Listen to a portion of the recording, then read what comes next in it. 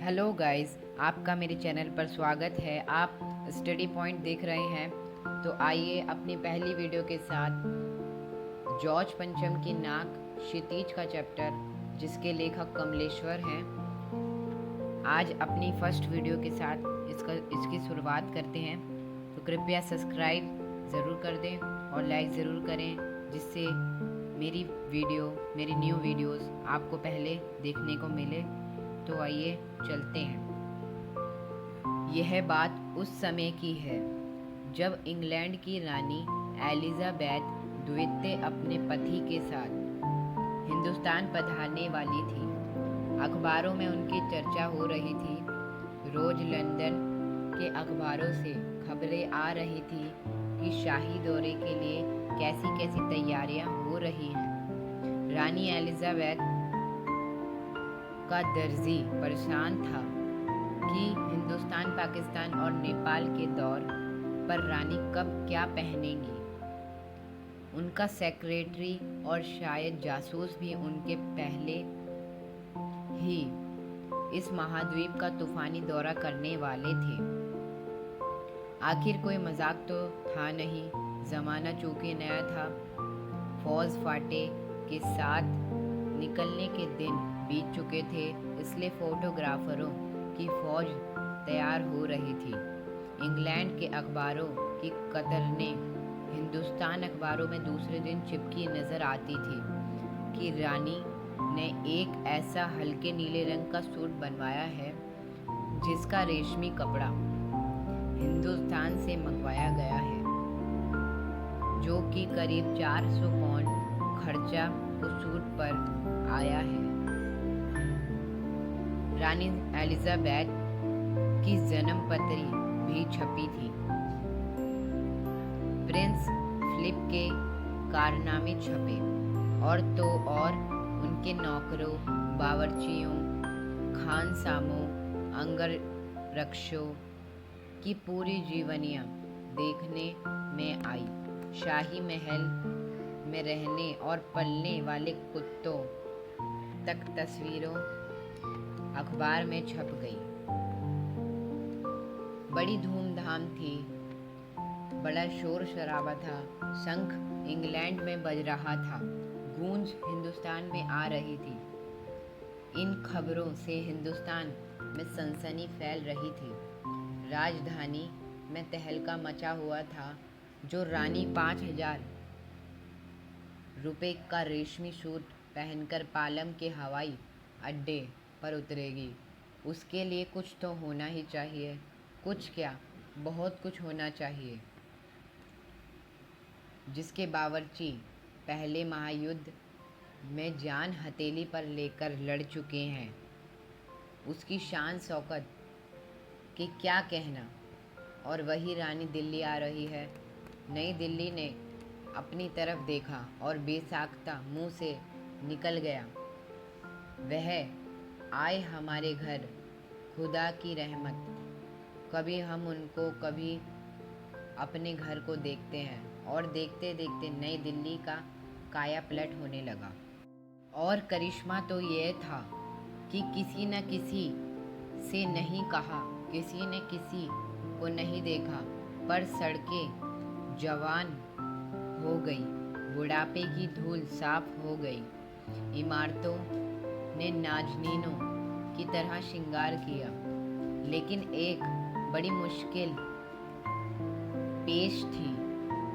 वह थी जॉर्ज पंचम की नाक। नई दिल्ली में सब कुछ था, सब कुछ होता जा रहा था, सब कुछ हो जाने की उम्मीद थी, पर जॉर्ज पंचम की नाक बड़ी मुसीबत थी। नई दिल्ली में सब था, सिर्फ नाक नहीं थी। इस नाक की भी एक लंबी दास्तां है। इस नाक के लिए बड़े तहलके मचे थे। किसी वक्त आंदोलन हुए थे, राजनीतिक पार्टियों ने प्रस्ताव पास किए थे, चंदा जमा किया था, कुछ नेताओं ने भाषण भी दिए थे, गर्मा गर्म बहसें भी हुई थी, अखबारों के पन्ने रंग गए थे। बहस इस बात पर थी कि जॉर्ज पंचम की नाक रहने दी जाए या हटा दी जाए। और जैसा कि हर राजनीतिक आंदोलन में होता है, कुछ पक्ष में थे, कुछ विपक्ष में, और ज़्यादातर लोग खामोश थे। खामोश रहने वालों की ताकत दोनों तरफ थी। यह आंदोलन चल रहा था। जॉर्ज पंचम की नाक के लिए हथियारबंद पहरेदार तैनात कर दिए गए थे। क्या मजाल कि कोई उनकी नाक तक पहुंच जाए। हिंदुस्तान में जगह जगह ऐसी नाकें खड़ी थी, और जिन तक लोगों के हाथ पहुंच गए उन्हें शानो शौकत के साथ उतारकर अजायब घरों में पहुंचा दिया गया। कहीं कहीं तो ये शाही लाटों की नाकों के लिए गुरिल्ला युद्ध होता रहा। उसी जमाने में ये हादसा हुआ। इंडिया गेट के सामने वाली जॉर्ज पंचम की लाट की नाक एकाएक गायब हो गई। हथियारबंद पहरेदार अपनी जगह तैनात रहे। गश्त लगती रही और लाट की नाक चली गई। रानी आए और नाक न हो। एकाएक परेशानी बड़ी सरगर्मी शुरू हुई। देश के खैर ख्वाहों की एक मीटिंग बुलाई गई और मसला पेश किया गया कि क्या किया जाए। वहाँ सभी सहमत थे कि अगर यह नाक नहीं है तो हमारी भी नाक नहीं रहेगी। उच्च स्तर पर मशवरे हुए, दिमाग खरोचे गए और यह तय किया गया कि हर हालत में इस नाक का होना बहुत ज़रूरी है। यह तय होता ही कि एक मूर्तिकार को हुक्म दिया गया कि वह फौरन दिल्ली में हाजिर हो। मूर्तिकार यूं तो कलाकार था, पर ज़रा पैसे से लाचार था। आते ही उसने हुकामों के चेहरे देखे। अजीब परेशानी थी। उन चेहरों पर कुछ लटके, कुछ उदास और कुछ बदहवास थे। उनकी हालत देखकर लाचार कलाकार की आंखों में आंसू आ गए। तभी एक आवाज़ सुनाई दी, मूर्तिकार, जॉर्ज पंचम की नाक लगानी है। मूर्तिकार ने सुना और जवाब दिया, नाक लग जाएगी, पर मुझे यह मालूम होना चाहिए कि यह लाट कब और कहाँ बनी थी। इस लाट के लिए पत्थर कहाँ से लाया गया था। सब हुक्मों ने एक दूसरे की तरफ ताका। एक जी नज़र ने दूसरे से कहा कि यह बताने की जिम्मेदारी तुम्हारी है। खैर, मसला हल हुआ।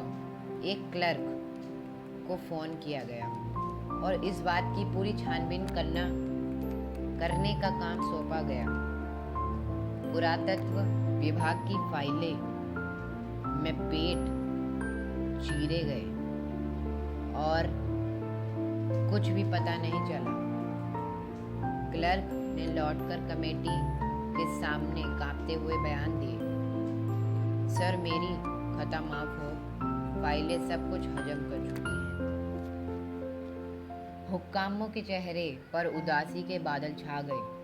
एक खास कमेटी बनाई गई और उसके जिम्मे यह काम दे दिया गया कि जैसे भी हो यह काम होना है और इस नाक का दारोमदार आप पर है। आखिर मूर्तिकार को फिर बुलाया गया। उसने मसला हल कर दिया।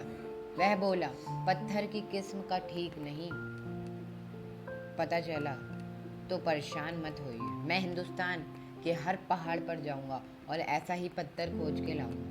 कमेटी के सदस्यों की जान में जान आई। सभापति ने चलते चलते गर्व से कहा, ऐसी क्या चीज़ है जो हिंदुस्तान में नहीं मिलती। हर चीज़ इस देश को गर्व में छिपी है। ज़रूरत खोज करने की है। खोज करने के लिए मेहनत करनी होगी। इस मेहनत का फल हमें मिलेगा। आने वाला ज़माना खुशहाल होगा। यह छोटा सा भाषण फौरन अखबारों में छप गया। मूर्तिकार हिंदुस्तान के पहाड़ों, प्रदेशों और पत्थरों की खानों में दौरे पर निकल गया। कुछ दिन बाद वह लौटा। उसके चेहरे पर लानत बरस रही थी। उसने सिर लटकाकर खबर दी, हिंदुस्तान का चप्पा चप्पा खोज डाला, पर इस किस्म का पत्थर कहीं नहीं मिला। यह पत्थर विदेशी था। सभापति ने तैश में आकर, लानत है आपकी अकल पर। विदेशों की सारी चीज़ों में हम अपने आप को अपना चुके हैं। हे दिल दिमाग, तौर तरीके और रहन सहन, जब हिंदुस्तान में बाल डांस तक नहीं मिल जाता है तो पत्थर क्यों नहीं मिल सकता। मूर्तिकार चुप खड़ा रहा। सहसा ही उसकी आंखों में चमक आ गई। उसने कहा, एक बात मैं कहना चाहूँगा, लेकिन इस शर्त पर कि वह अखबारों में ना छपी जाए। सभापति की आंखों में भी चमक आई। चपरासी को हुक्म हुआ और कैमरे को बंद कर दिया गया। दरवाजे सभी बंद कर दिए गए। तब मूर्तिकार ने कहा, देश में अपने नेताओं की मूर्ति भी है। अगर इजाज़त हो तो आप लोग ठीक समझे तो मेरा मतलब है तो जिसकी नाक इस लाट पर बैठे उसे उतार लाया जाए। सबने सबकी तरफ देखा। सबकी आंखों में एक क्षण की बदहवासी के बाद खुशी तैरने लगी। सभापति ने धीमे से कहा, लेकिन बड़ी होशियारी से। और मूर्तिकार फिर देश दौरे पर निकल पड़ा। जॉर्ज पंचम की खोई हुई नाक का नाप उसके पास था। दिल्ली से वह बंबई पहुंचा।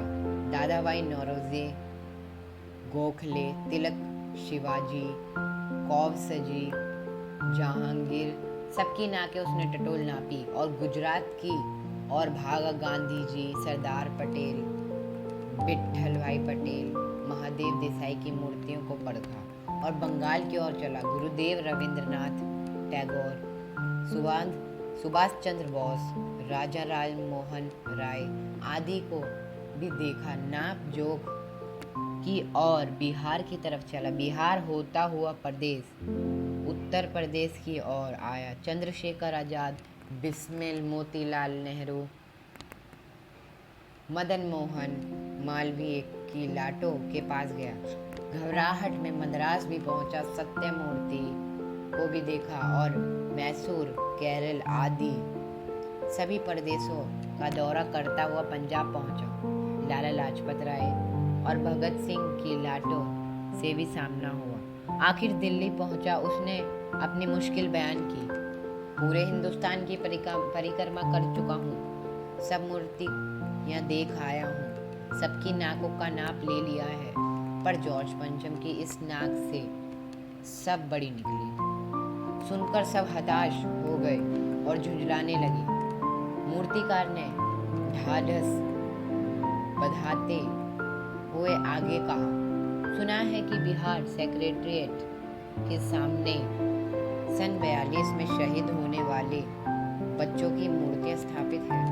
शायद बच्चों की नाक भी फिट बैठ जाए। यह सोचकर वह वहां पहुंच गए, पर उन बच्चों की नाक भी इससे कहीं बड़ी बैठती थी। अब बताइए मैं क्या करूं? राजधानी में सब तैयारियां थी। जॉर्ज पंचम की लाट को मल कर नहलाया गया था, रोगन लगाया गया था, सब कुछ हो चुका था, सिर्फ नाक नहीं थी। बात फिर बड़े हुक्कामों तक पहुंची। बड़ी खलबली मची। अगर जॉर्ज पंचम की नाक न लग पाई तो फिर रानी का स्वागत करने का मतलब? यह तो अपनी नाक कटवाने की बात हुई। लेकिन मूर्तिकार पैसे से लाचार था, यानी हार मानने वाला कलाकार नहीं था। एक हैरत अंगेज ख्याल आया उसके दिमाग में कौंधा और उसने पहली शर्त दोहराई। जिस कमरे में कमेटी बैठी हुई थी उसके दरवाजे फिर बंद हुए और मूर्तिकार ने अपनी नई योजना पेश की।